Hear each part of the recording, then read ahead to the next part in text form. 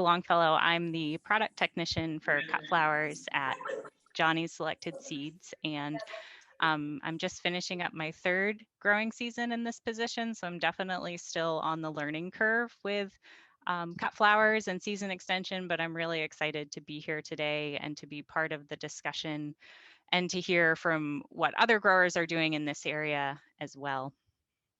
So I am going to see, hopefully these will.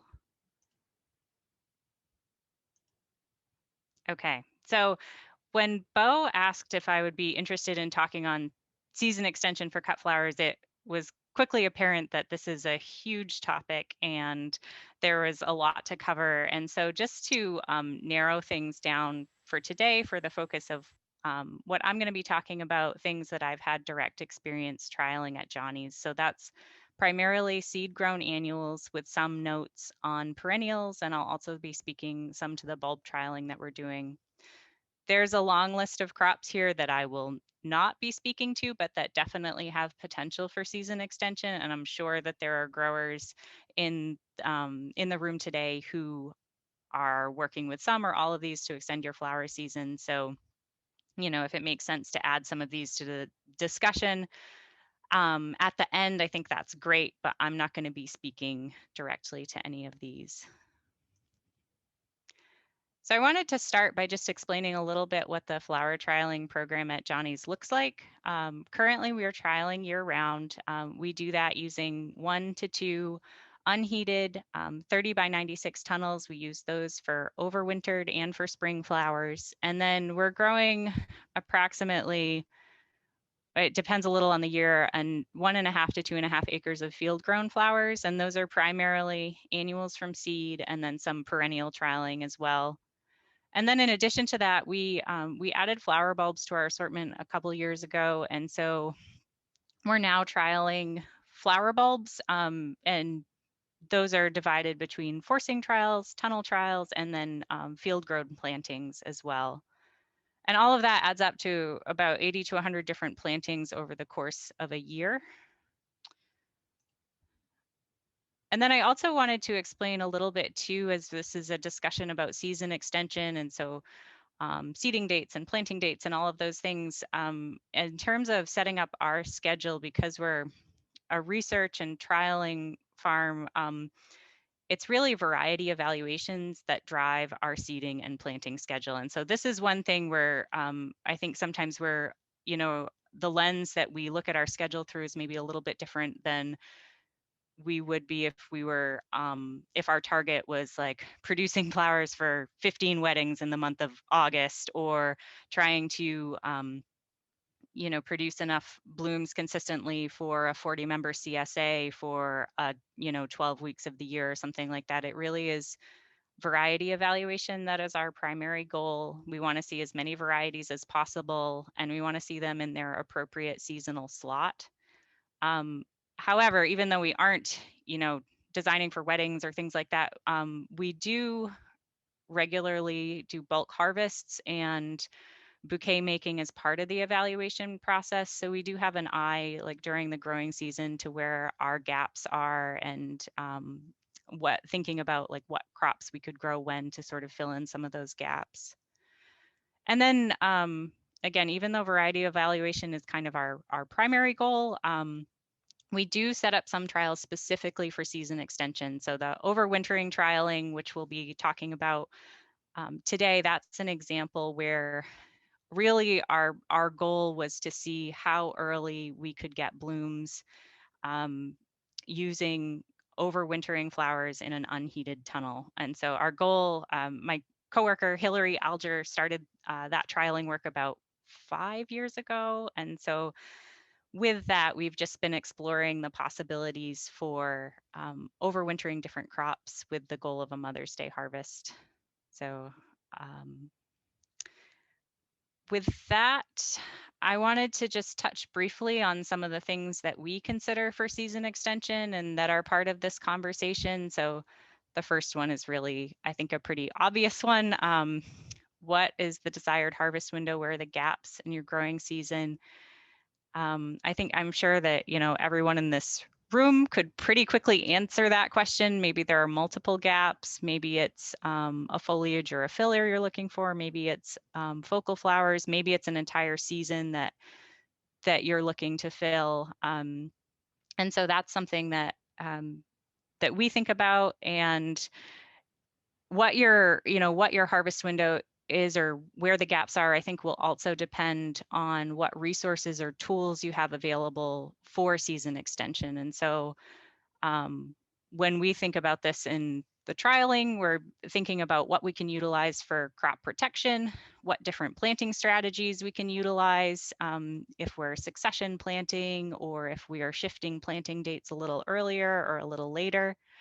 And then crop and variety selection also comes into play here when thinking about what are the kind of tools for season extension. So I'll touch on all of those things kind of as we're moving through the presentation. And I'll also speak a little bit at the end. I'll speak to this kind of throughout and at the end, some of the challenges that we've encountered with season extension, some of the crop specific challenges, and then just in general, some of the things that we're kind of continuing to navigate through. So just a little bit more of a breakdown on some of the tools or resources for season extension. This is a pretty simple visual, but I wanted to show just some different options that we use for the different strategies that I mentioned. So first, in the left-hand column, you'll see under crop protection, this is anything that we use to sort of affect or change the growing environment for the crop. We primarily trial, or for our trials are primarily, we're using row cover and we're using unheated tunnels. We do have a heated greenhouse for some seed starting, but all of our trialing work has been primarily in unheated tunnels. In terms of planting strategies, I mentioned those. There are a lot of different options for succession planting the same crop multiple times during the year. And there's also crops that where planting dates are able to be shifted a little bit earlier or later, depending on the needs of the farm. For crop and variety selection, I'll be talking more specifically about different crops as we go through, but there are definitely some things to consider here in terms of the day length sensitivity of crops that you're thinking about, understanding the days to maturity, the harvest window, the understanding the kind of biology of the crops is definitely an important part of it. And then variety selection. So there are some crops that are a little bit more versatile, and there are maybe some more variety specific options for extending the season. And I wanted to say just a little bit more about crop protection and what we've used for our overwintered trials on the farm. So we use, I'm sure everyone's pretty familiar with row cover. We use for our overwinter trials, we use Ag 70, the heaviest winter weight. Low tunnels, that's the photo in the kind of the top right hand side. We have done pretty limited trialing of low tunnels with overwinter trials. Our overwintered flowers. The first couple of years we did some plantings in low tunnels, but I would say overall we've had much better, more consistent results using high tunnels. And so that's where we have kind of shifted the focus of our overwintered trialing. So I think, maybe, so that's just as a point of clarity. We've done pretty limited trialing in low tunnels, but primarily in high tunnels with row cover for the winter. So now I'm going to just kind of jump in and start and give an overview of our harvest season. I have most of the dates and things that I'm going to be talking about throughout the presentation have been from our 2020 or 21 harvest season. And this visual here kind of represents our entire harvest season. So you can see I've broken it down on the left with our harvest location. Starting with bulbs, that's where we're getting our earliest blooms. Then we harvest from our overwintered tunnel, our spring tunnel, field planted perennials, field planted annuals, and then finally we're pulling some things out of our fall tunnel as well. So I'll be referencing this slide again throughout the presentation. And I wanted to hear just kind of, I had mentioned like gaps in our harvesting season, and these three sort of areas that are circled in red indicate some of the more challenging harvest windows for us and where we've focused some of our trialing. And so the first one, that from February to May, that kind of represents the window from like Valentine's Day to Mother's Day, those like early spring holidays where people want local flowers and it can be really hard to have them available. And so that gap is what really drove the overwintering trialing that we've been doing for the past several years. And it's been, the challenge there is primarily just the cold and the dark and the lack of available flowers.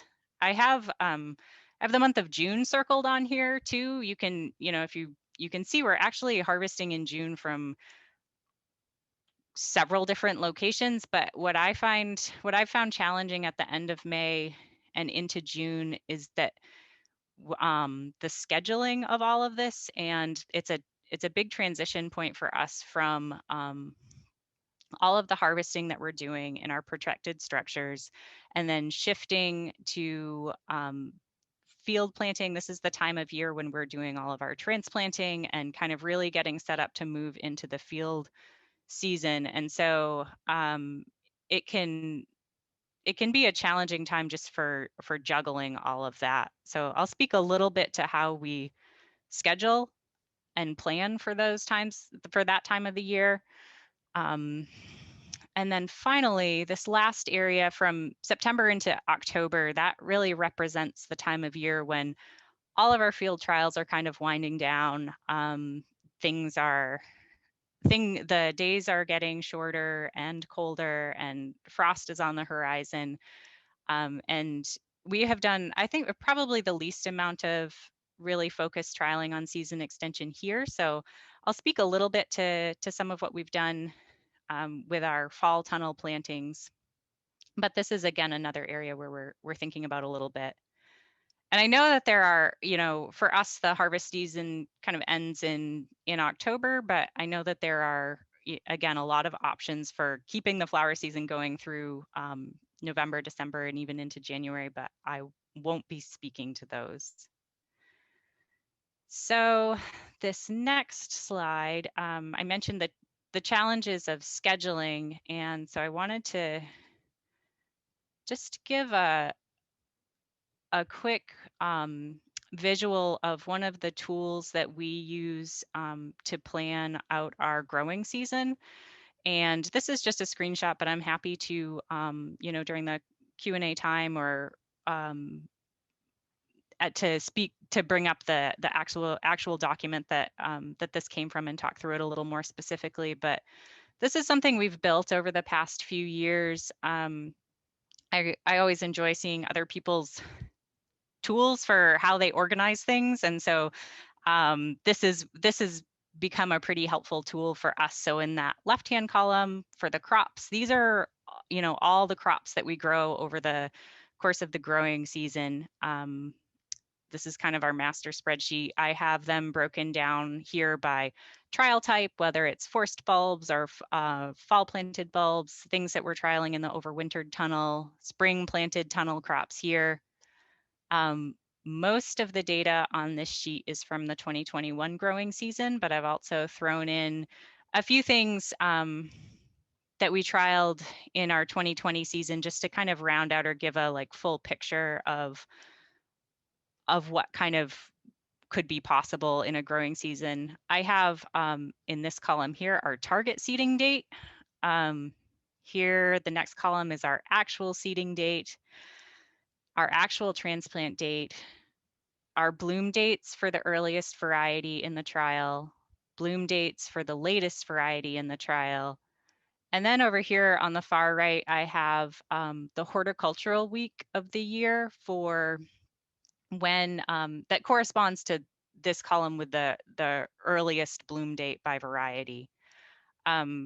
just a note on these bloom dates, sometimes we may have like 30 varieties in a trial, and so there can be quite a range between the first variety that blooms and the last variety that blooms. But what I've found this really helpful for is that I can then sort by horticultural week, and I can see what week of the year I can maybe expect these things to bloom. And so it's kind of helpful for identifying where the gaps are in our growing season.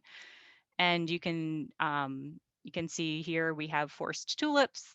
This year they bloomed at the end of February, but it was quite a big gap before we had the first things coming out of our overwintered tunnel. And on the other side of that, it can be helpful for forecasting, when we have really heavy um, seeding weeks or harvest weeks or things like that, because we can sort by our seeding date and kind of get a view of the entire year. So I wanted to share this again. I can speak more to it later, but this has been a really helpful tool just in terms of planning and scheduling the entire season. So with that, I'm going to move into actually talking about some of the specific crops that we're growing and share some information on our season extension with those.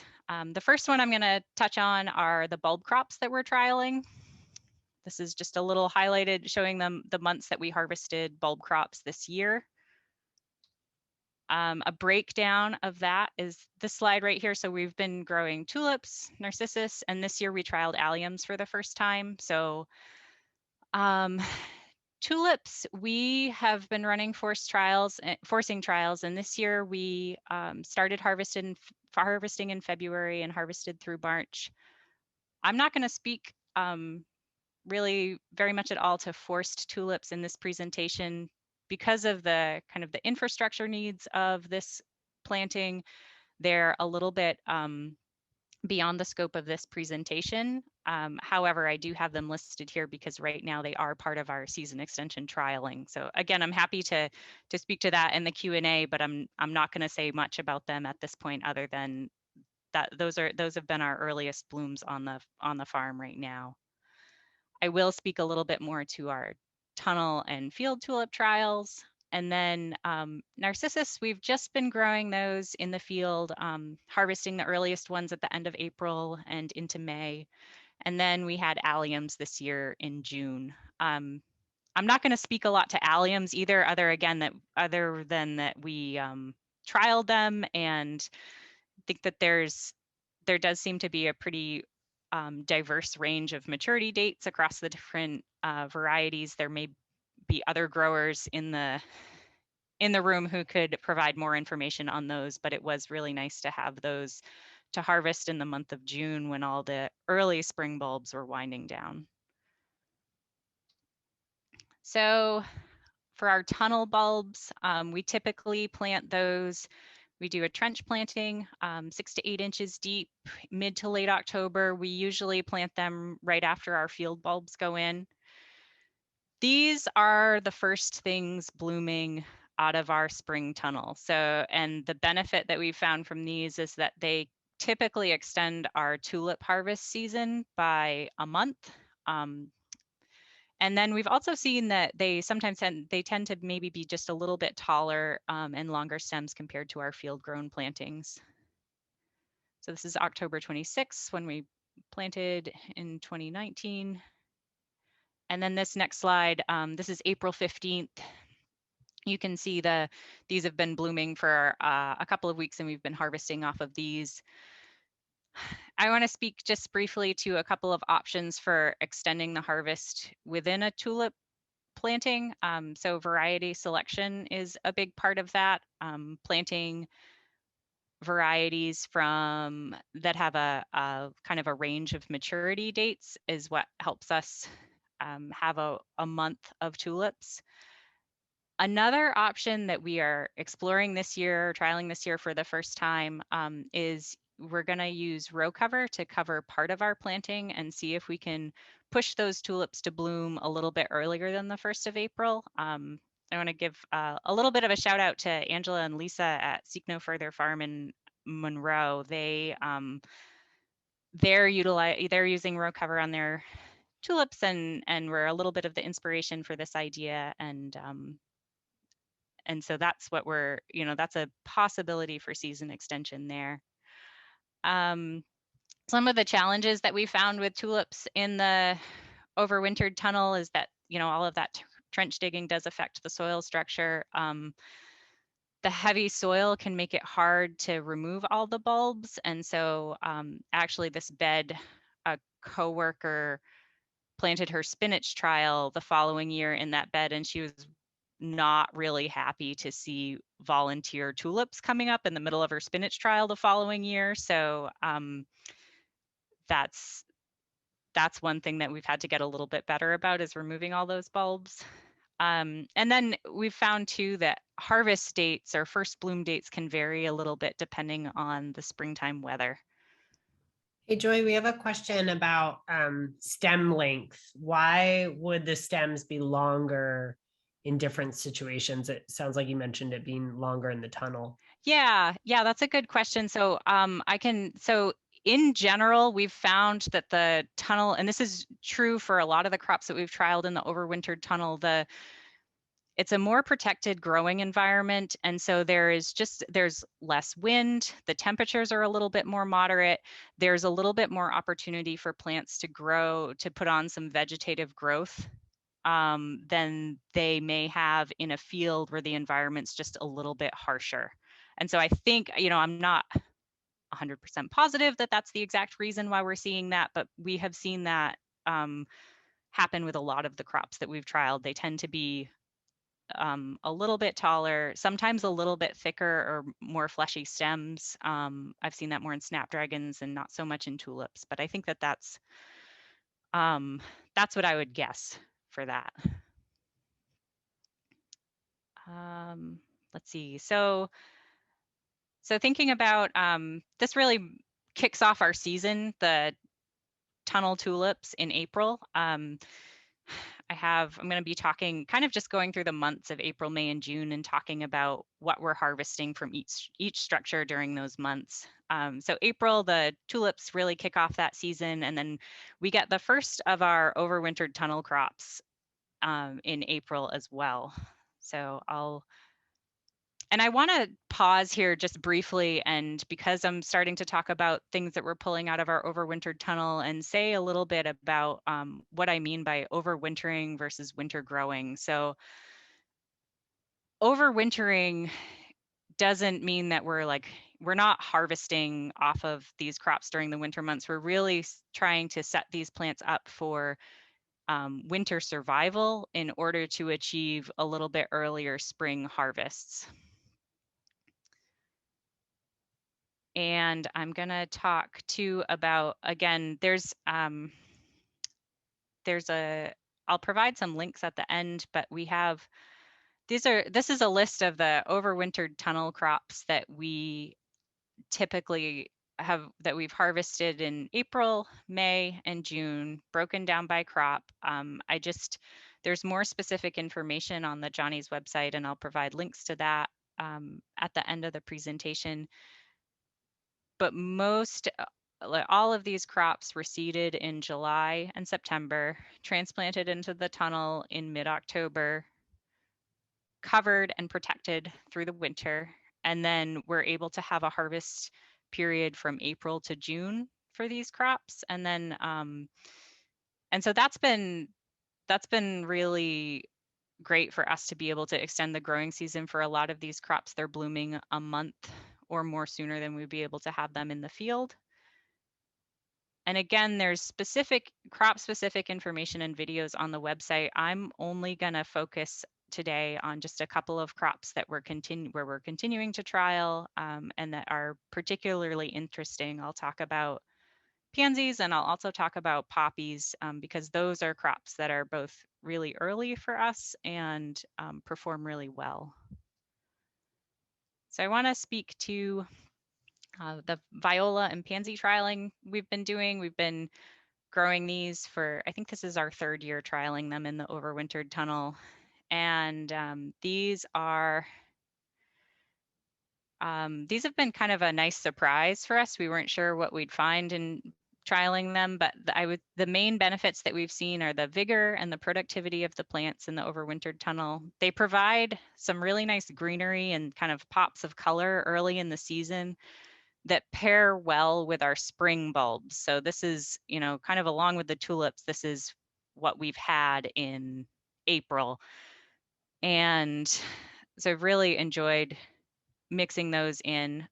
One thing to say about the violas as well is that they actually bloom November through May. And so the plants stay really short until March. They kind of start to stretch, but until that, but they're still blooming during that time. And so the past couple of years, I've been harvesting every 1 to 2 weeks. And that I will say too, that their productivity during the winter definitely varies with temperature. And so when we have really cold, dark stretches, there's, you know, I'm only harvesting every couple of weeks. But if anyone's, you know, has a market for edible flowers during the winter, this may be worth exploring. I'm definitely curious to hear if anyone else is growing these and what you're finding.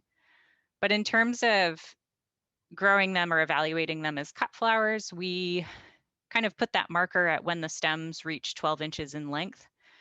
And it definitely varies by variety. And so brush strokes, which is this photo here, that has been our earliest. I think this year it was April 5th that it kind of hit that mark.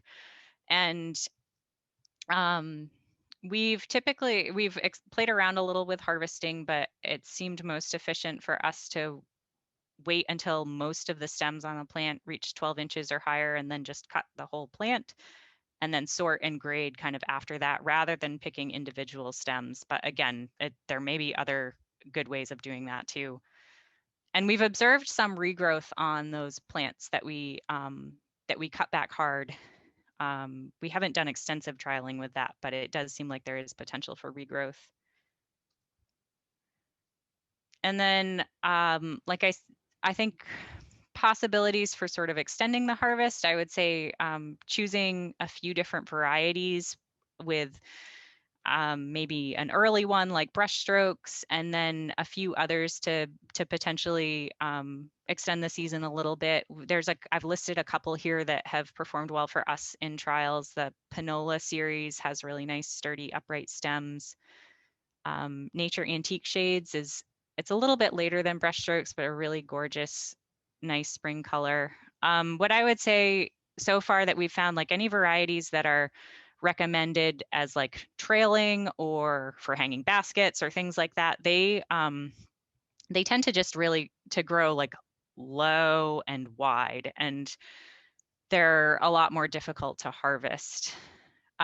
We're continuing to trial here. There's a lot of varieties to sift through, and it's also, I think, worth noting that with this particular crop, most of the breeding over the past maybe couple of decades has been for really short, compact, mounded plant habit. So we're kind of working against years of selection in that, which, and there's a lot to sift through. We've done a little bit of exploring spring planting in crates and also into our tunnels. I know some growers are doing that. I think in terms of early stem length, our best results have been from our overwintered plantings, but I'm curious to hear what others have found. And then another crop that I think probably most people are familiar with are Icelandic poppies. That's just been a really strong performer for us in the overwintered tunnels. The main benefits here are the long harvest window and the earliness to bloom. So this is another one that we've found really great for pairing with early spring bulbs. Let's see, this is just a snapshot of an April harvest this year. So April 22nd, we had on the left are just some bulk harvests of tulips, pansies, and Icelandic poppies. And then on the right are some of the mixed bunches we were able to make with those. I'm gonna transition into the month of May now, and I'll be talking about the bulbs that we're harvesting. other crops that come into play during the month of May from the overwintered tunnel, and then a few of the spring tunnel crops that we're trialing as well. So this is a breakdown of what May looks like in terms of what we're harvesting. And there's kind of, I've broken it down into the first and second half of May. So field planted bulbs, this is when we transition into our field planting. So we've got tulip and narcissus. From our overwintered tunnel, some of the earlier crops that I mentioned before, as well as sweet pea and dianthus and a few others. Depending on our planting dates, we can also have Snapdragon and stock from our spring plantings. And then the second half of May, we kind of have a wave of like kind of our mid-season tunnel crops. So this overwintered Snapdragons, Digitalis, sweet pea, some fillers and foliage. I'll have a few more slides for those. But first, I'll just mention our field bulbs. This is our earliest field grown blooms on the farm. Typically, we get daffodils in late April, tulips in May, but we definitely see the bloom dates shift, by up to 2 weeks, depending on how warm the spring is. This year was warm. It was an early year. This photo is from May 4th. I'd say that's maybe a couple weeks ahead of schedule. Similarly to the tunnel, there are options for extending the harvest with variety selection and choosing from multiple groups. And I think, and there's also, this isn't something that we've trialed specifically, but I have seen other growers speak to this, utilizing crop protection, like either row cover, or this might be a potential place to utilize like low tunnels. This is an area where tulips could possibly be pushed to bloom like a little bit earlier. So this could be an option for season extension too, if you don't have a greenhouse or a high tunnel or a permanent tunnel structure to work with. There's still opportunities for season extension, at least with this crop, I think, with using row cover or low tunnels. Hey, Joy. Yeah. Sorry, I was trying to find a time to interject here. It was a question about are you doing vase life trials for these spring harvested crops? Someone had a question about how long the vase time was for poppies and violas. That's a really good question. We are doing, I would say, limited vase life trials on more focused on like maybe brand new crops that we're trialing. Poppies and the pansies, I can say that we've seen like 5 to 7 days vase life off of those, and poppies maybe, and they don't have the longest vase life for us. I would say 3 to 5, or yeah, maybe 5 days, depending on the harvest stage. If you're able to harvest them, when the buds are just starting to crack color. We're not doing any like searing of the stems or anything like that. I know that's something that some people do with poppies, but that's not something that we're doing.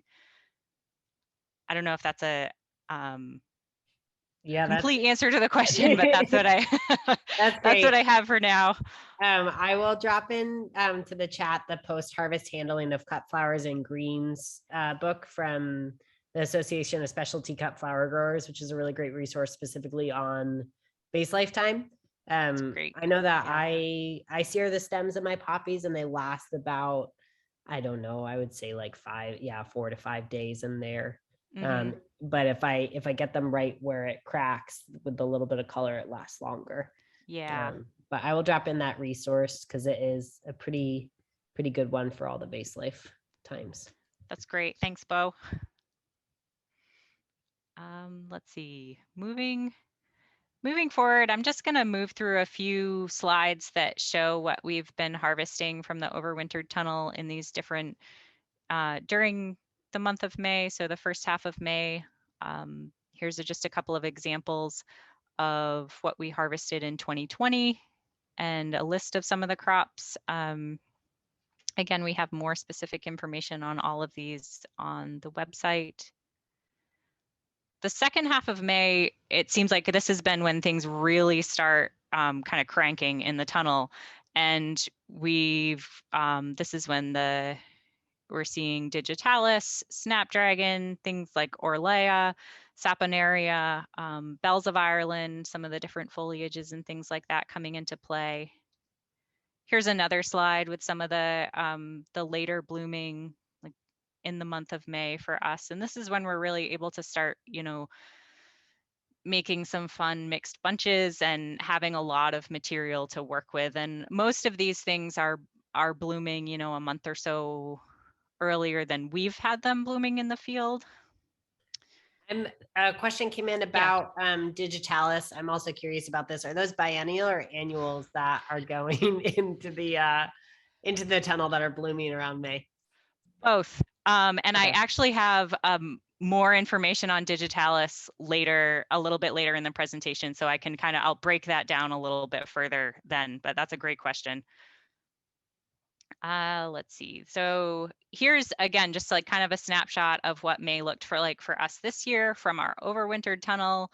These bunches are Snapdragon, Pansy, and Viola, some Dianthus from the Sweet series, that sweet black cherry down there. From a spring tunnel, we have some anemone.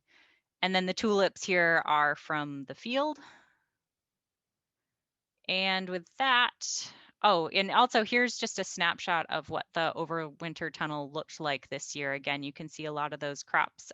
Digitalis, we do have biennial and first year flowering varieties planted here. You can see the poppies, a lot of dianthus, and then a lot of things that are still green that we'll be harvesting from in June. And with that, I'm going to move a little bit more into discussing what we are harvesting in June. Along with alliums this year, for the first time, we had more crops coming in from the overwintered tunnel, spring tunnel crops, and then the very first of our perennials from the field. And then just to kind of round out the picture of the months of May and June, I added this is an earlier slide, but I just added a column for the month of June. And so here is a breakdown of some of the crops that we're harvesting and where we're harvesting them from. I will say that a lot of the later blooming, like the June blooming varieties or crops that we see in the tunnel, these are a lot of the things that have some degree of day length sensitivity or photoperiod requirement before they bloom. So things like Rudbeckia, Matricaria, Campanula, some of those things they won't bloom until they get a certain amount of day length. So we can plant them in the tunnel as early as we want, but they are not going to bloom until they kind of hit that requirement. And so that's one thing that is worth mentioning and considering, that's just because something's planted earlier in a tunnel doesn't mean it's going to bloom earlier. But at the same time, we're still, it can be a really nice way to extend the growing season in the tunnel with some of these like crops that can handle a little bit more heat. By the end of May and into June, our tunnel is definitely getting pretty warm. And so a lot of the like spring crops that really thrive in cool, moderate temperatures are kind of on the decline. And so it's been nice to have some of these sort of sturdier things to harvest from at that point in time. And then again, just another glimpse at those crops that we've overwintered in the tunnel for an early summer harvest. And then another thing that I wanted to mention, how we've sort of explored overwintering in the tunnel, getting early blooms on things is one piece of it that's really exciting, but sometimes there are other reasons that we've trialed things in the overwintered tunnel. And like the question with the tulips earlier, what we've seen with a lot of crops is a little bit longer stem length and a little bit more vegetation and vigor.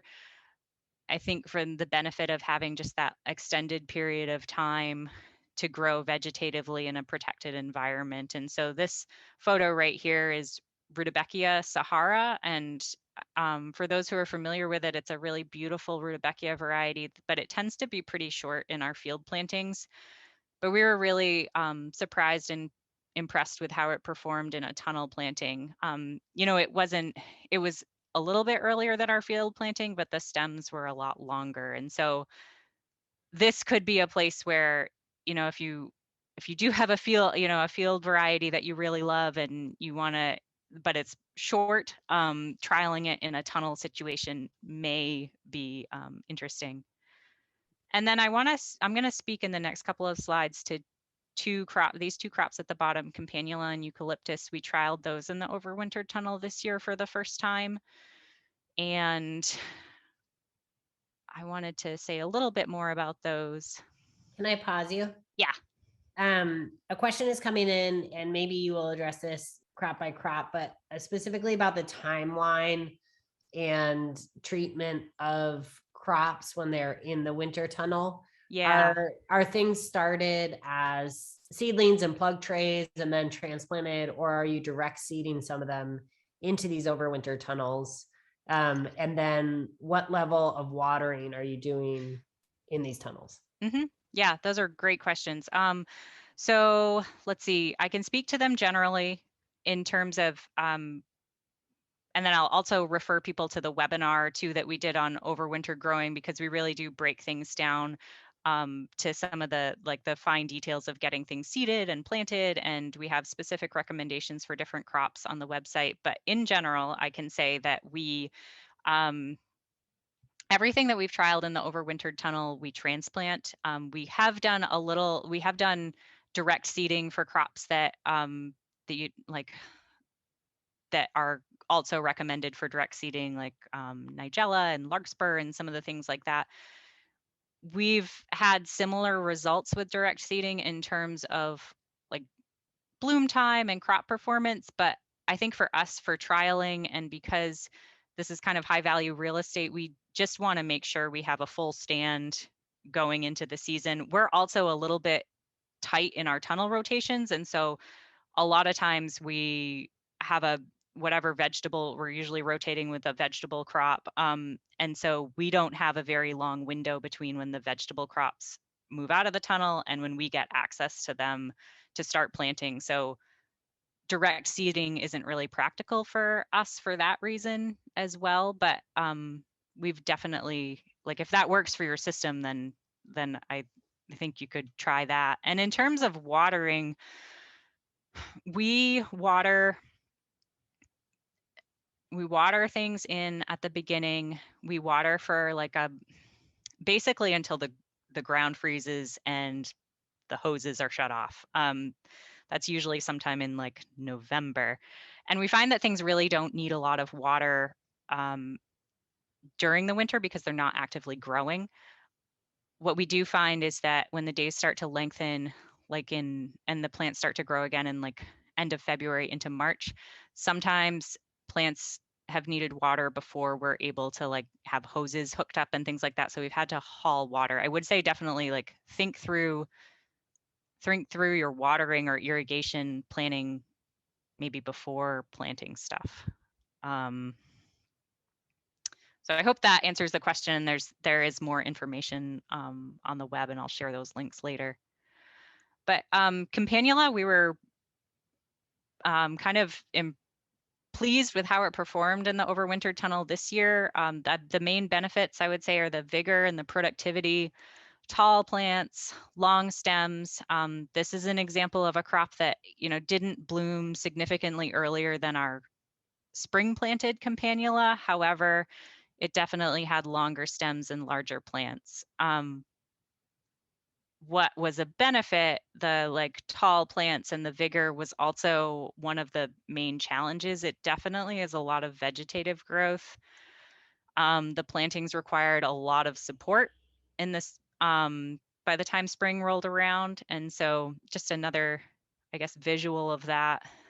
This is a shot of the seedlings that we transplanted in October. This is a couple weeks after transplanting. We used 128 cell trays, and then this is in June. And you can see the height on those and the that's a yardstick for reference, and just the amount of vegetative growth that we got off of those. This was also a tighter spacing than I would recommend after trialing these. We planted at a 6-inch spacing, and definitely in future trials this year, we planted them at a 12-inch spacing, and we'll see how that does. Another crop I wanted to mention that we trialed for the first time was Eucalyptus. And I also want to just pause here and say that I anticipate there will be questions about eucalyptus seed supply. Right now, I believe the only variety that we have available is the Eucalyptus lemon, and lemon bush, and that's we're keeping the things updated on the web. We're waiting for seeds to come in. We're keeping that information as current and updated as possible, but we're still seeing kind of the effects of the wildfires in Australia from a couple years ago. And so that's definitely affecting seed supply still. But we were pleasantly surprised with how the eucalyptus performed in the overwintered tunnel. So here are some shots from November, just a couple weeks after transplanting. This is what they looked like in the middle of February. Not very different. And then we, by May, this is what that plot looked like. And it had really started to fill in, and then it just really started to shoot up. So this is what it looked like in the beginning of June. And again, a yardstick for reference, and it just continued to grow. It was like over 6 feet by the time July hit. Unfortunately, we weren't able to leave these plants in the ground. We had to make room for some other vegetable crops. So I would have loved to see how they did overwintering another year, but we'll have to wait on that. And then just another snapshot of what a June harvest looked like this year. We're still pulling from the overwintered tunnel, harvesting from the spring tunnel, Snapdragons, Ranunculus, and anemone, and then from the field, tulips and some of the first of the alliums there. Joy, just a time check. We're coming up on 45 minutes now. Okay, all right. And some things I want to lift up in the chat. I'm guessing that was white on black plastic mulch. If so, I'll drop the link into the chat with that. Correct. And then someone's asking about rodent issues for things planted in overwintering tunnels. Are you having issues with that? Are there things that are less attractive to rodents? Or things that you're seeing have more pressure from rodents? Yeah, that's a good question. I'll speak to that a little bit more in the Q&A. We also address that in the webinar too. But we definitely have rodent issues.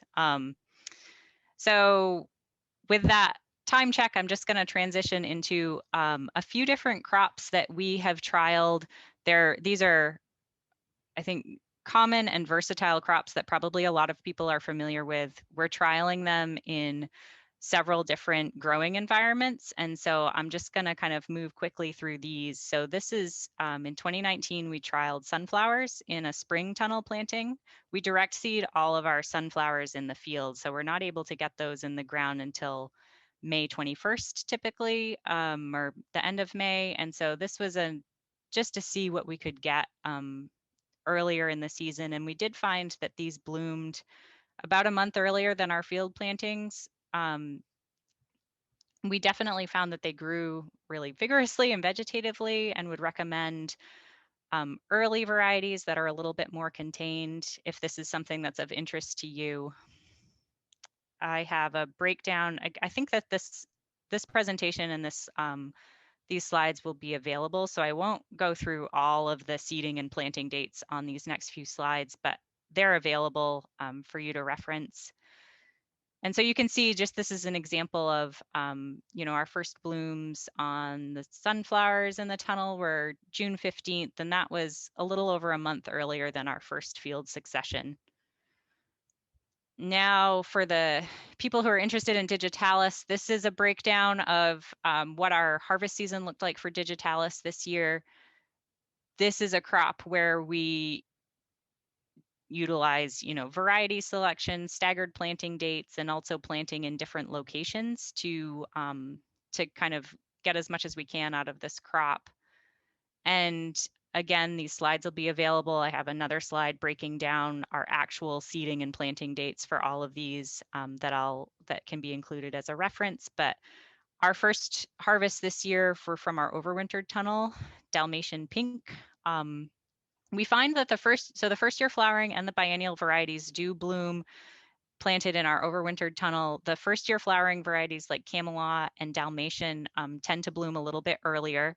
This next photo is from June 3rd, so showing some of the biennial varieties that we're pulling out of the tunnel. So that's Cafe Creme, Pink Gin, Pam's Choice are some of the other ones. And then this year we had our field planted biennials after the tulips. This was the first thing blooming in the field. And these were planted in 2020, overwintered in the field and then blooming in early June. So this is Polka Dot Polly, followed by some of the later biennials, so Pink Gin and Sugar Plum. And then in July, we started harvesting off of our first year flowering Digitalis. So that's, these were sown in the spring, transplanted in early May, and then blooming July 6th.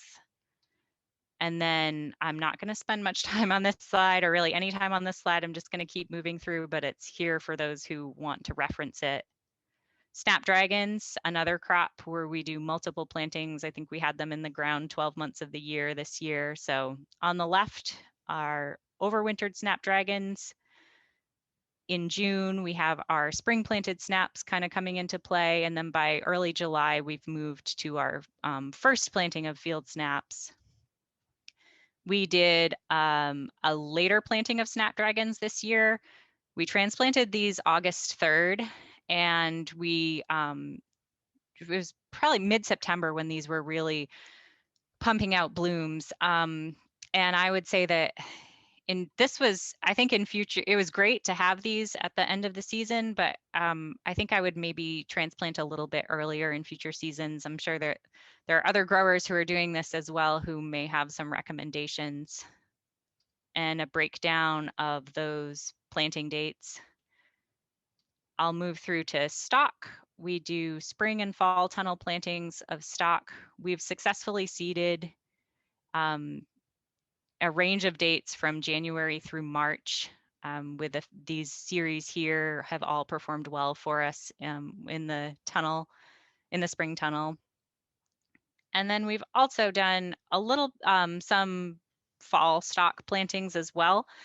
We've had some really nice fall or summer planted for fall harvest stock. So these are, this is just a shot of our 2020 trial. We're harvesting here the same day that we're transplanting our overwintered tunnel. So that gives a sense of the sort of transition of seasons and how we're utilizing the tunnels. More dates on those that I won't go into here. And I think that actually brings me to the end. Just some of the challenges of season extension that I've mentioned. We're definitely adapting to a more changing environment. We're pushing a lot of our seeding dates earlier and our planting dates earlier. I'm curious what others are doing. And then just adjusting to sort of mentally to the fact that I should be seeding or planting or really 10 months of the year. And so for me, that's scheduling and planning becomes even more critical. And then I think that's probably the end of the time that we have. I do have some slides with resources. This is a link to the Overwinter webinar information that we have. And then some more resources from a few other places that are looking at season extension. These are great things to look up too. So I'll stop there. Thank you very much to Bo and everyone for listening. Thank you so much, Joy. I did drop into the chat the links to the Overwintering Cut Flowers webinar. I can attest that it is super rad. And Joy goes into more details for all of these. And also thank you for the person that above that dropped into the page, the Johnny's landing page for for cut flowers and overwintering flowers. All of the recordings will be shared out after, probably in like mid to late November, with everyone that registered for the conference. So y'all will be able to get a copy of this as well. Thank you so much, Joy. That was great. We're going to take a break, and then we'll come back. Sarah, I see that you unmuted. Do you want to say something? No, I was just getting ready. Oh, okay, cool. Let's take a break for a few minutes and come back at like what do we want to do? Like 3. I can do math. This is embarrassing. Like 5. Let's come back at 3:10. Just like an even number. Let's get 6 minutes break. Get up, stretch, get some water, go to the bathroom, do what you need to do. And Sarah will start promptly at 3:10. So we'll see y'all back here soon. Thank you.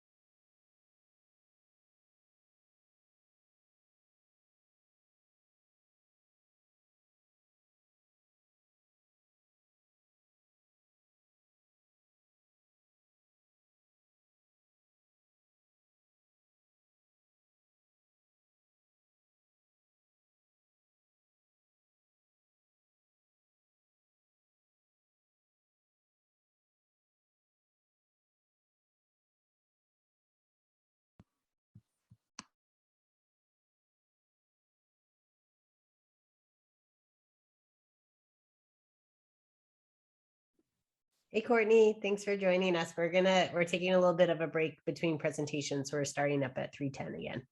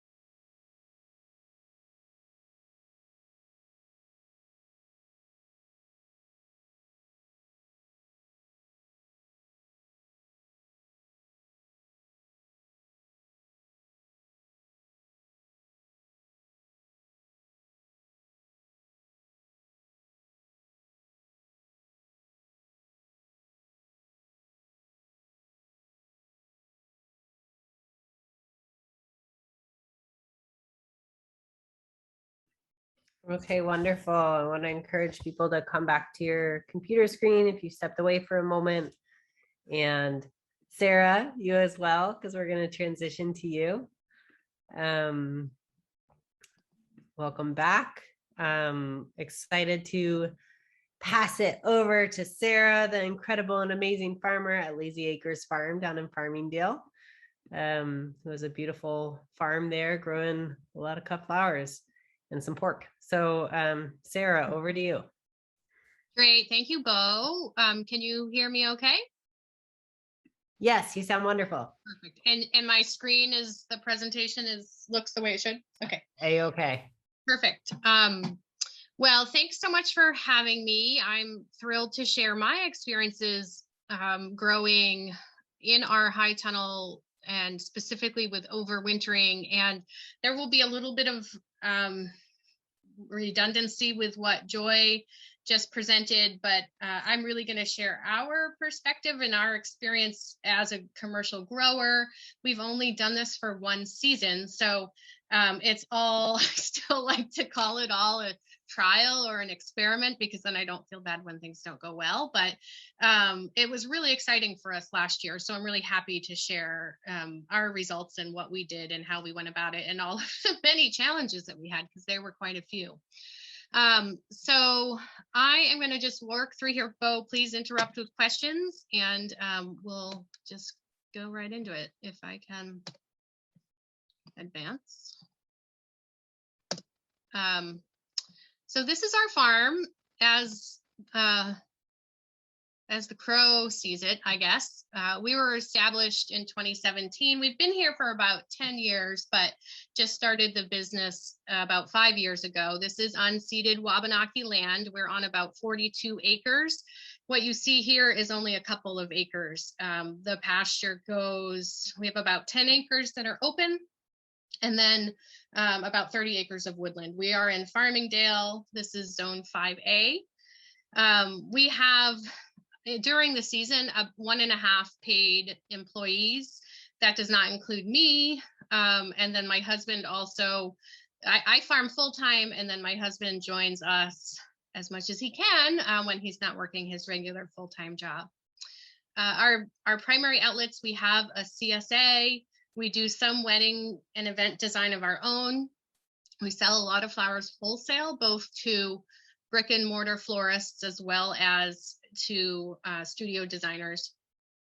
Well, we have a little farm stand that's off the picture here, but it's kind of up in this corner. Our driveway goes out to a road here. We're not on a super busy road, but the little farm stand does really, really well.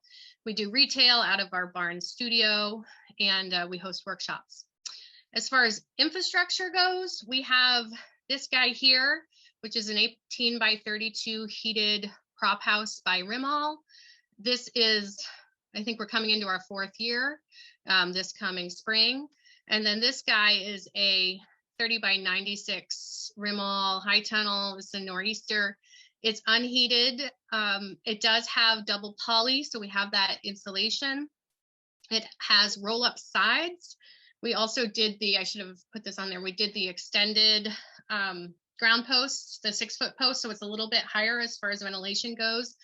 That is, the roll-up sides are not automated, but it does have a fan and shutter system that is automated. So this is the fan down here, and there are shutters down here, and those are thermostatically controlled, which is super helpful for the overwintering. And this was NRCS funded.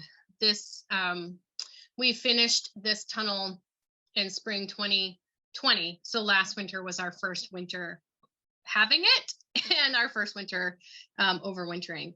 Then just the rest of the quick tour. This is the primarily the annual field. These are all woody perennials.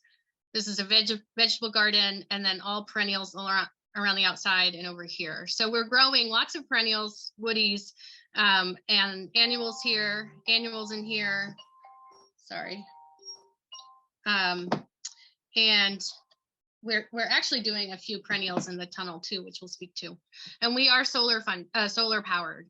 So we went solar about a year ago, and that powers everything in our home, And in the barn, including our flower cooler, the only thing that the solar doesn't power on our farm is this guy right here, which is the propane tank for the heater in the greenhouse.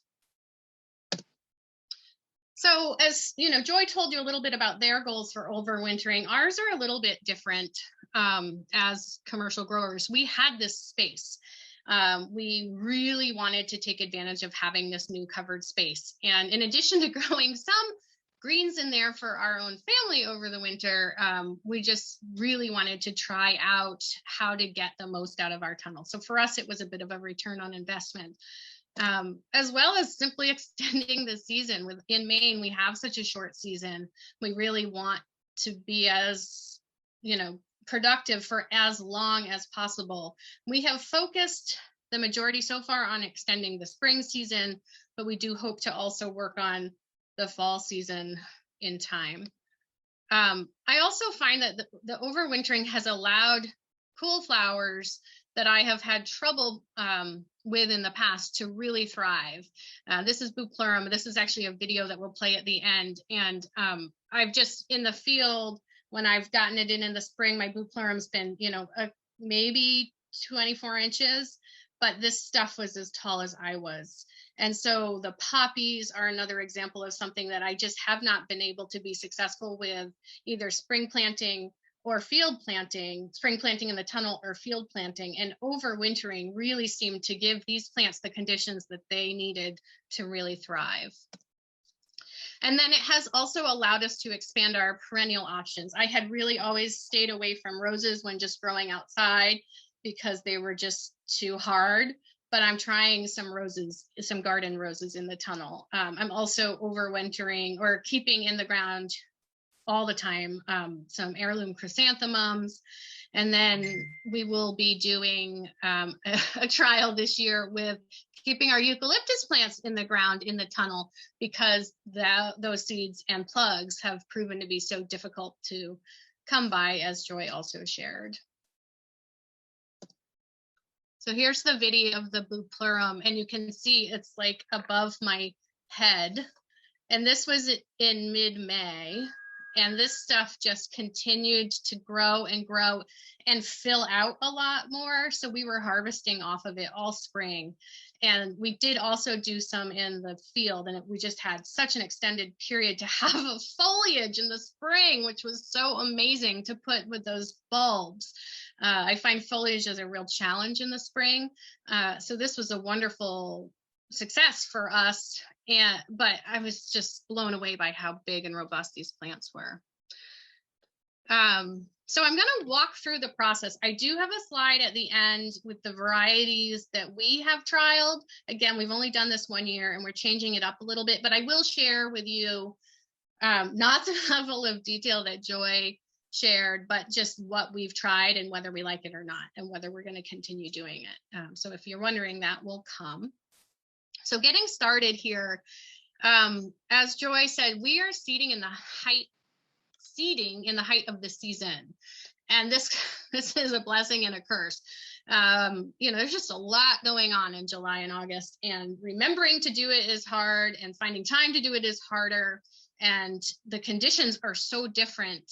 This is in our heated prop house, so the conditions in there are so different in July and August than they are in the winter, that we have to kind of compensate for that. In fact, in the back, these are some stock that we had tried to get going for a fall planting, and they just were so unhappy. They germinated, they grew about an inch, and then they stayed there because it was just too hot for them. But so generally speaking, we've found, so I haven't given you all of the dates and times because we followed Johnny's guide that Joy just referenced. So I don't think we need to recreate the wheel there. What they have put together is so stinking useful. Just do what they have suggested. We did what they suggested as best as we could. We aren't always awesome at executing. Weeks get away from us. We've had all the best intentions to get that seeding done. We didn't always do it on time. But we tried to follow those recommendations as close as we can. Now, we are in the same zone as Johnny's, so it was pretty easy for us to adapt it for our own needs. germination, what you see here, this is again in our heated prop house. It's not heated naturally in the summer. We did almost everything in 128 trays up on tables. Didn't use any heat on them. But the tricky thing is the stuff that wants cooler temps to germinate. So we used our flower cooler for the delphinium and the larkspur to get those guys to germinate, because it was cool enough in there and it would have been too hot in the greenhouse. Otherwise, everything else that we trialed did okay, germinating in the greenhouse. So once everything has grown on a little bit in the greenhouse, it's time to transplant. And these are just a few pictures of where we are. Again, we just have the one tunnel. So our goal is to be doing this transplanting by early or mid-October, but that's, again, like, we're still pretty busy with the current season. This year in particular, our frost was 5.5 weeks later than normal or something. So it was like, we were just keep cranking out. But we had to make time to get these guys in the ground. And probably more importantly for us at our scale, we had to make room for it, because the tunnel was still cranking. These are the dahlias in there. This was last year. The others were this year, but you know, I don't want to rip those dahlias out in order to make room to overwinter things. But what was growing here were snapdragons that were pretty tired and pretty done, still producing, but not super productive. So we decided to sacrifice those to make room for the stuff that we were going to overwinter. So I find it is this major game of Tetris with figuring out what's going to go where and what plantings are you willing to get out of there so that you can make room. Do I want a tired old stand of snapdragons that I'll get maybe 25% of the stems off of then compared to earlier in the season? Or do I want to put something that's going to be really productive and profitable for me in the spring in there? So we're always kind of thinking about that give and take with limited space. So this was, and then the other thing that's hard is we want to keep the soil happy. And so we want to amend it per the soil test, which means we've got to get the soil sample to do the soil test pretty early in the summer, or at least by midsummer, in order to have time to get the results back so that we can amend so that that bed is ready in time to transplant. So it's just another piece of the puzzle that you've got to think about. And it's kind of funny, we end up doing this somewhat piecemeal, row by row, as a crop is ready to come out and we're getting ready to replant the fall stuff for spring. You can see here, we've planted the sweet peas in the middle and we do Dusty Miller on the outside. These are some teeny tiny little babies. And that's okay. I for some reason feel more comfortable planting these teeny guys out in the fall. They're in the tunnel. The weeds are, this has just been turned over with a broad fork. I find the weeds don't take off in the fall like they would in the spring. And these guys will get big enough so that they can hold their own by the time the temperatures get cold, because again, they're in the tunnel, and they're also going to get covered. This is this year. This is Casey, who works with us. And right behind her here is the overwintered foxglove that we had just harvested from. This was its third flush. So we planted this bed of foxglove a year prior. It bloomed super early in the spring. We cut it all back. It bloomed again. We cut it all back. We were getting the third flush off of it. And we left it there just because we had the space to do it. It's obviously since come out, but that was pretty exciting to be able to get 3 flushes, and with it super, super early as well. This is just another picture of planting. This was last year. We had left, these are all the dahlias that we had cut back and tagged, but hadn't ripped them out quite yet. And you can also see, we'll get to them in a bit, these are the roses hanging out in that back corner there, and here they are this year. So growing on, this is the part that we all just kind of have to be patient about. The plants do, as Joy said, they do put on some growth in the fall, but most of the growth happens in the spring after the days get longer and the temperatures warm up a bit. But what I envision these guys doing is just those roots going down and establishing themselves. Some of them do grow quite a bit. You know, the poppies, these were planted, I think, this time last year. And by New Year's, they were decent sized little plants, even though they got planted in November. So there are a couple of things to be thinking about with growing on. As Joy mentioned, we use the Agribon 50, and we've found that that was mostly sufficient. We did have some issues that I'll get to on the next slide with a really late cold snap after the plants had gotten a little bit bigger and had more tender foliage that was vulnerable. But Ag 50 seems to do the trick pretty well. And, you know, the biggest thing for us has been keeping this tunnel ventilated and opening up the rows and removing the Agribon when it's sunny. And that's because we want to try to give these plants as the best chance they can to not get disease. And getting the fresh air in there, the cool air in there, I think is really key. So what our goal is, and I will say we aren't always awesome at this, but when the outside temperature is forecasted to be 32 or above freezing, that's when we want to uncover the rows. If it's less than that, we think they want to stay tucked in. But to give them, you know, this is pretty heavy row cover.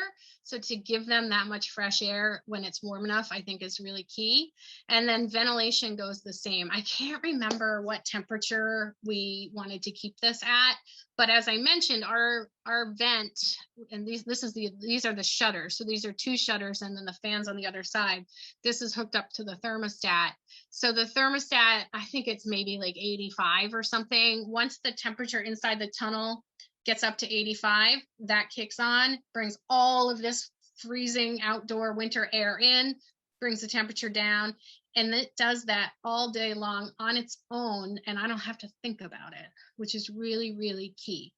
You can't see the snow in these pictures, but often in the winter, anyone who has a tunnel, there's like snow up to here, and the roll-up side, the roll bar is way down here, and it's probably crusted in a foot of ice because we plow, but we don't plow every bit of snow away. So that little bit right along the edge of the tunnel, those roll bars seem to just be encrusted in ice all winter long until it all melts away. So we found that raising the sides in the winter just isn't an option for us. But because we have the automated ventilation, it keeps it nice and cool in there. We can also open doors if we need to. There are people doors. But we found that the shutter and fan system tends to do a pretty good job. But it's definitely something for us that requires a decent amount of brain power and just attentiveness. I won't really dwell on this because we talked about it before, but there is drip irrigation all through here. Our irrigation system is definitely not winterized. So we irrigate in the fall till we've got to stop because the lines freeze up. And then we start it up again in the spring as soon as we can. And I have found that I have enough hoses on this property to be able to get a hose from our well pump out to the tunnel to hook up the drip. I have to attach like 20 hoses together, but it gets it there so that I can run the irrigation in February or March or whenever I feel like the soil's getting pretty dry and those plants are growing and transpiring. That's when I want to get them water.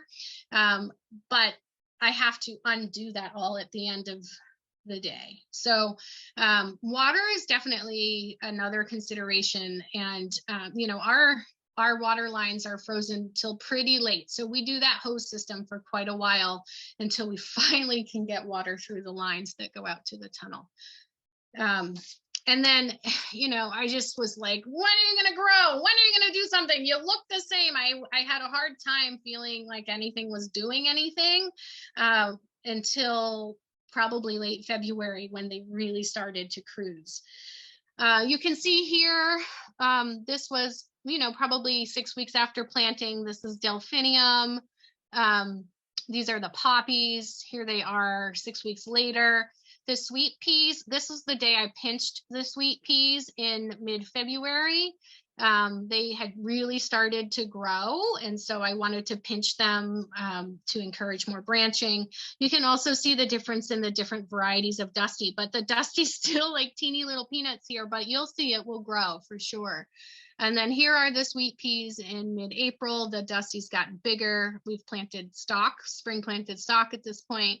And so there's a lot of green growth, and you can see back here the poppies are starting. So that's kind of the progression of watching things go. The plantings start to look really sad. I was like, oh my God, the poppies all have brown leaves. And, by February, it was really looking harsh. But once those plants start taking off in the spring, it's like every day we'd go out there and be amazed at what the plants were doing. So we had so many challenges in here.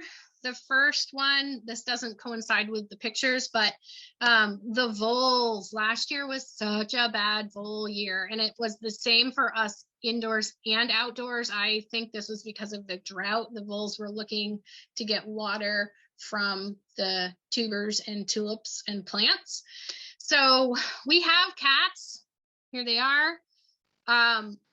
They were useless. The problem with our cats is they are pets. They're indoor-outdoor cats, but I would have to walk them out to the tunnel and shut the doors on them to get them to stay in there. Well, frankly, they can't get in the winter unless we let them in. But even once they were in there, they would like poke around, but I hung out there. I literally sat here with a book, enjoyed the warmth, and let the cats hunt for like 3 hours, and it was not successful. If we were in a position to get some barn cats and farm cats that could hang out, I think that would be the best. But with these pets, we can't. I don't want to do that. For the voles, we also planted our tulips last year in this hardware cloth bunker. And it was a lot of work. This was actually in the field, but we did the same thing in the tunnel. It was so much work to construct, to plant in, to rebury, and I thought it was working great until it didn't work anymore. It seemed to keep the voles out for the majority of the winter, and then all of a sudden they were still tunneling under it. And under that we dug down to our layer of clay that's like solid clay, and they were digging through that clay to get under the hardware cloth and go have a tulip feast. So I gave up on hardware cloth, not doing that again this year. We set out a gazillion traps. That didn't work. The only thing that we got to work for the voles was castor oil, and it's used as a repellent. And we would just do the perimeter, and you can Google this and go online and you can find the recipe. That's the only thing both in the field and out, or in the tunnel and out in the field, that seemed to keep those voles away. This year, I'm not quite as worried about the voles. We didn't find the damage when we dug the dahlias this year that we did a year ago. When we dug the dahlias last year, so many of them looked like apple cores. I knew we were in for it. So that's why we went to the length to plant in this hardware cloth. I'm hopeful that with a wetter year this summer, they might not be a problem. We will see. Cutworms, that's this guy. You can see what happened in here with the delphinium, and these are snapdragons. Those little suckers gave so many plants a pinch that I did not want to be pinched. Some of them came back, like with the snaps, it was okay. Many of them appreciated the pinch and branched and were okay. But they were so hard to deal with.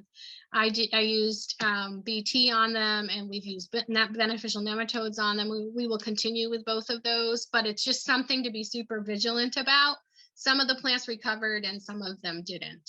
And so what that then turns into is you end up with kind of patchy plantings, or I did, which at this stage, this was after I planted at the beginning of the winter. I thought, oh my gosh, this is not going to be worth it, because I'm going to have all of this real estate taken up with half of, a stand that's going to be, 50% productive. It turned out to be fine. The plants came back, the spacing was close enough that there were other plants, it filled those stands up nicely, but I was really concerned about that because this is such valuable growing space. We had aphids. I have a question, just from me, but not about specific challenges, but about pinching. Do you find that you're practicing different pinching patterns than you would in like spring, summer, regular annual crops? Or are you pinching the same strategies? Generally the same strategies, except for what the bugs did for me. Yeah.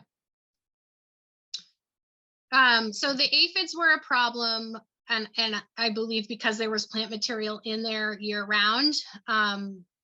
And these are on the roses, which are so tough with bugs anyway.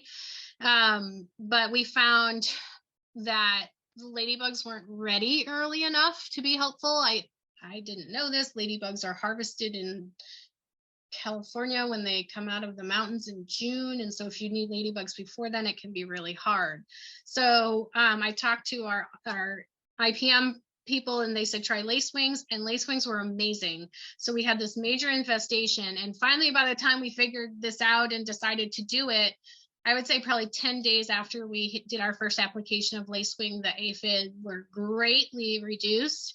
And then we continued with a lacewing regimen in the tunnel and outside all summer long because we were so happy with it. But it did mean that we lost almost our entire anemone crop this year because of the aphids. Had we not had material growing in the tunnel all winter, I doubt we would have had that aphid problem that we did as early. So that was just another challenge. As I mentioned, a late season cold snap for us was really tough.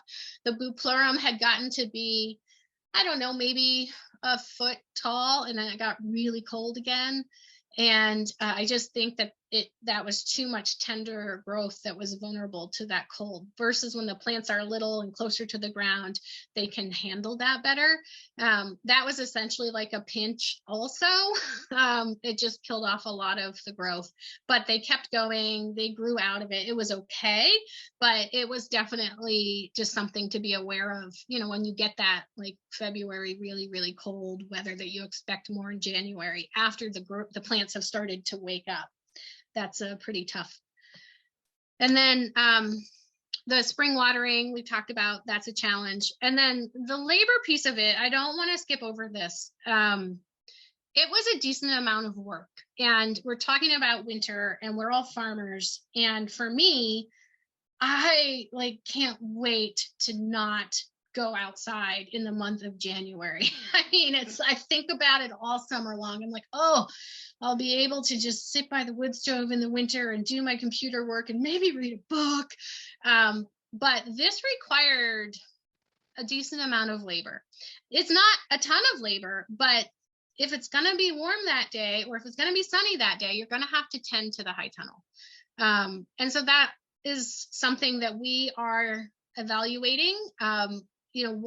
How much of a year-round farm do we want to be? Can we afford to be, all of those considerations. But I found it to be, while you can automate the ventilation, I haven't come up with a good way to automate the breathing of the, opening the agribon. So it's just something and then also all the vigilance with the pests. So that requires a decent amount of your time as well. Was it worth it? Yes, it was very worth it despite all of those challenges. So as Joy said, I mean, everything bloomed, I would say at least a month earlier than stuff that either were than items that were planted either in the tunnel in the spring or outside in the spring. I assume you can see my pointer. This is the spring planted Dusty Miller here in mid-May. And this is the overwintered Dusty Miller in mid-May. Same thing, this is the overwintered sweet peas. These are the overwintered sweet peas in mid-May. And down here, you can't see it as well, but these are the spring planted sweet peas. So you can just see what a jump start they have by being in the ground over the winter and allowing those roots to get established, and then they just take off in the spring. So for us, that's huge to be able to extend this season. We had this first poppy bud in mid-February, and you see what I mean about these plants looking pretty crappy. And this bud came up, and I thought, what are you going to do? Are you going to bloom 6 inches tall? That's no good. This bud hung out for quite a long time, and it wasn't until, I would say early April that we really started getting anything that was harvestable, and the stems the plants grew right out and the stems grew right up. So it was amazing. And this was a crop that I had never had success with in any other way. So the stands were more robust. Joy talked about this too. And then we had success with some plants for the first time. So we've talked quite a bit about what you want to be thinking about when you're considering this, or if you're already doing it, adaptations that you want to make. Pest control for us was really, really huge. This is the foxglove on New Year's Eve, and you can see that someone's been eating it, but generally I found the foxglove to be extremely resistant to all of our challenges. The voles didn't eat it, the caterpillars didn't go for it in a bad way, and it like almost every single plant survived and bloomed and was amazing. So some plants definitely are going to be better than others. But what are you going to do about pest control, and how are you going to monitor for it? The ventilation, as we talked about, was really important, making sure that those plants are healthy. And then timing, Joy talked about this too. So it's everything is flipped on its head as far as when you're seeding and when you're transplanting and when you're harvesting, that putting some real good thought into putting your calendar, your full year calendar together, and simply, are you going to have the labor to do what's required? Like we had to stop, you have to stop with your fall prep to get ready to plant. You just got to think through how you're going to fit all of the steps in when it's not what you're normally doing in the field anyway. Are you willing to sacrifice those plants? My dream is to have a tunnel that is focused on spring blooms and a tunnel that's focused on fall blooms. So that I have a little bit more cushion, and I can treat the tunnels a little bit differently from one another as far as temperature goes. But it would be just so luxurious to be able to really focus on trying to extend the season out in the fall, do some of those, like a late succession of snaps, like Joy was talking about, figure out fall planted stock. I hear people are trying to plant ranunculus in the fall, to really use one space to treat for those fall things and one space to be planting in the fall for spring. So that's what I would like to work toward. And then this is pretty important too. You're growing blooms that are going to be ready, not necessarily when you're used to selling flowers. So do you have a market for them? The farmer's market may not have started up. Our CSA often hasn't quite started up yet. So how am I going to move those flowers?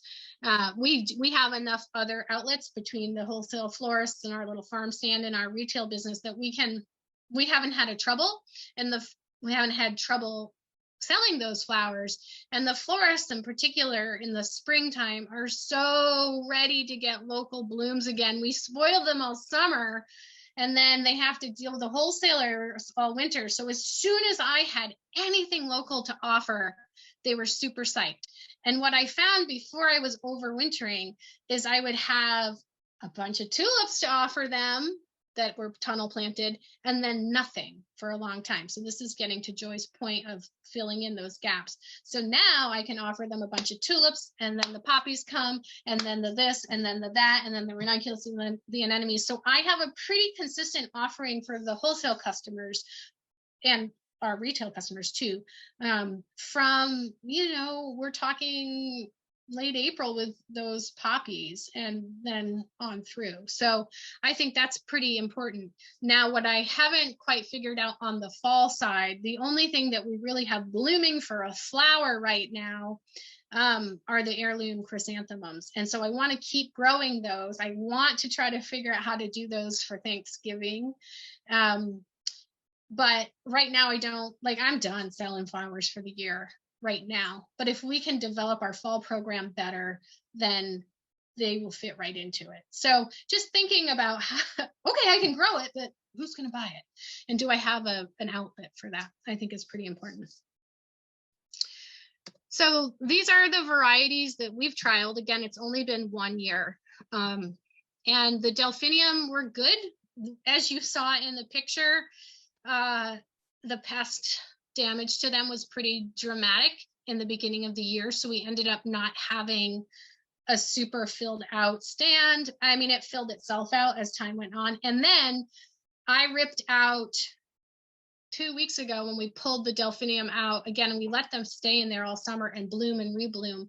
I had 6 foot tall delphinium again for fall. So I really liked having them in this environment to keep going throughout the year.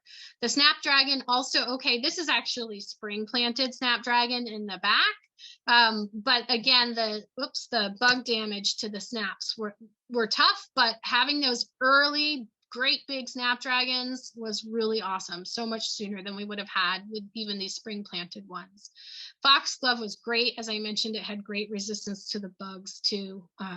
The poppies were great. I mean, some of the poppies were as big as my face and had, you know, almost 3 foot long stems. So we were super psyched with that crop and just got the plugs yesterday to hopefully get in the ground tomorrow.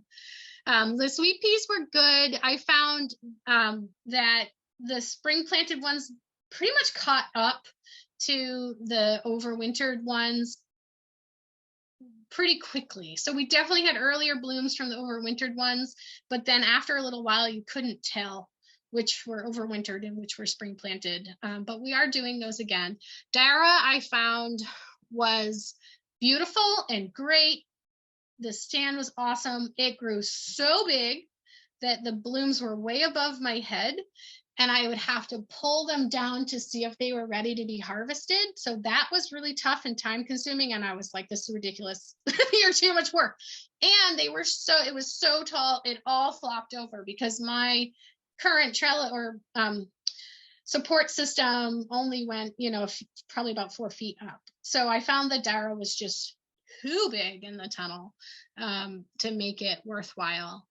The Cyanoglossum was okay. It bloomed on really short stems, but they did eventually elongate, and I had the tallest Cyanoglossum I'd ever had, probably twice as tall than in the tunnel. Again, I think that's a crop that just really loves that cold start. Bupleurum we talked about. Nigella also was, you know, the tallest. I'm talking like armpit high Nigella in the tunnel. It was really great. It happens so fast, which is hard for me with Nigella to keep up with it. But we're doing that one again. The Dusty Miller did really, really well again. And it is so nice to have foliages early in the season. And the Dusty goes really nice with the spring palette anyhow.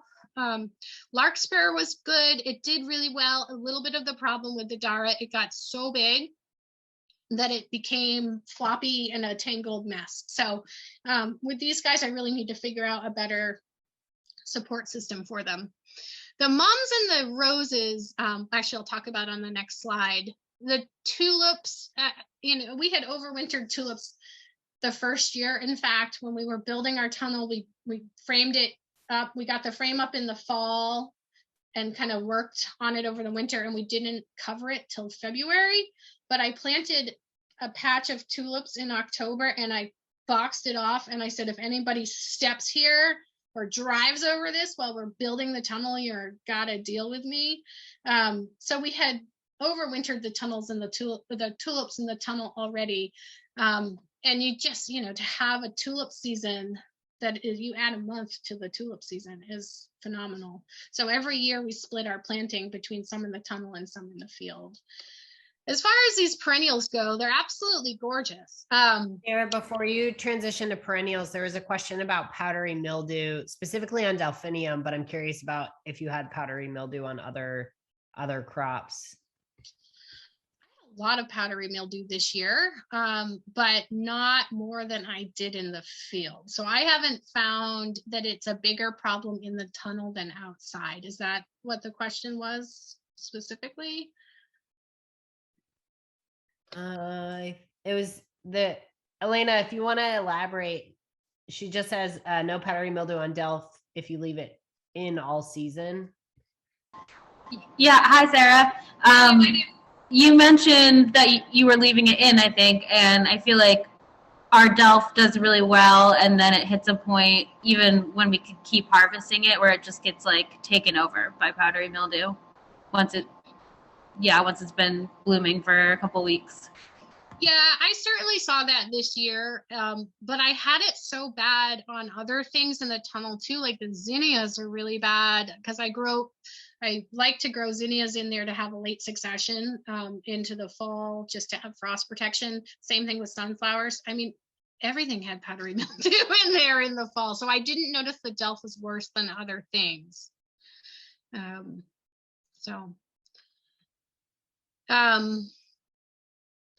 So these are the only perennials so far. As I mentioned, we plan to do the eucalyptus this year.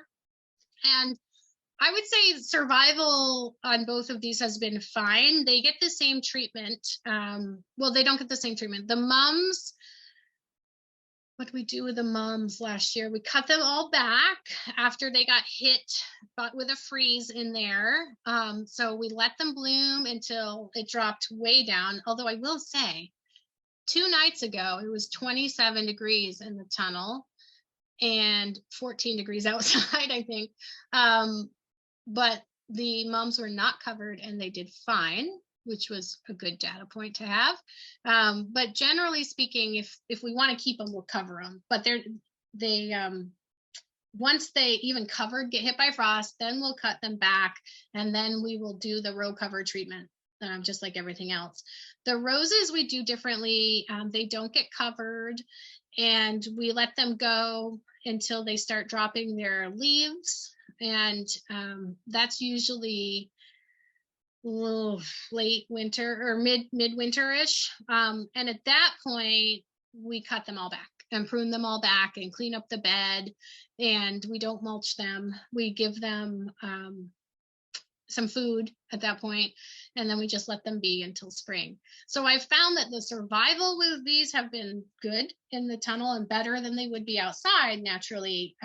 But as we discussed, they have other challenges. The pests are hard on them. And, I'm not sure, the jury is still out as to whether I'm going to keep these in there and whether it's really worth the space. I'm hoping as the rose bushes get older, they'll become more productive. But, I'm not super in love with these in the tunnel. I love the idea of using the mums in the fall and trying to hold them over to Thanksgiving if we can. I'm not sure if that's going to be possible even with cover.